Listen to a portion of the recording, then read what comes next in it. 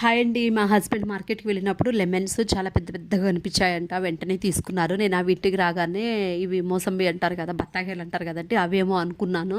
తీరా అవి లెమన్స్ అని ఆయన చెప్పేది వరకు కూడా నాకు తెలియలేదనమాట. ఇంకా వెంటనే లెమన్ రైస్ అయితే చేస్తున్నానండి. నేనేంటంటే ఏమన్నా నచ్చినాయి అంటే వెంటనే ఇంకా ఏదో ఒకటి చేసేయాలని అనిపిస్తుంది అనమాట. బజ్జీ మిర్చి తెచ్చినప్పుడు కూడా ఇంకా అట్లాగే చేశాను. వాటిని చూడగానే వెంటనే చట్నీ చేసేయాలనిపించింది నాకు. అట్లాగే ఈ లెమన్స్ అయితే పెద్ద పెద్దగా బాల్స్ ఉన్నట్టున్నాయండి. అసలు నేను ఒకటే కట్ చేశాను. అది ఒక బద్దే సరిపోయినట్లుంది. మీకు వీడియోలో కూడా చూపిస్తున్నాను చూడండి.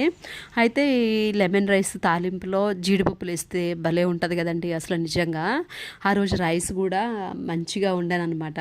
అంటే విరవిరలాడుతూ అంటారు కదా, అట్లా బాగా కుదిరింది. నేను లెమన్ రైస్లో అదే పులిహోరస్లో ఎప్పుడైనా సరే నాకు పసుపు ఎక్కువ వేస్తే నచ్చదండి. అంటే చాలామంది పసుపు ఎక్కువ వేసేస్తారు, అదేమో బాగా పసుపుగా పసుపు పచ్చగా కనిపిస్తుంది కదా, నాకు అట్లా నచ్చదు. నేను ఎప్పుడు కూడా లెమన్ రైస్లో పసుపు తక్కువగానే వేస్తున్నప్పుడే నచ్చుతుంది.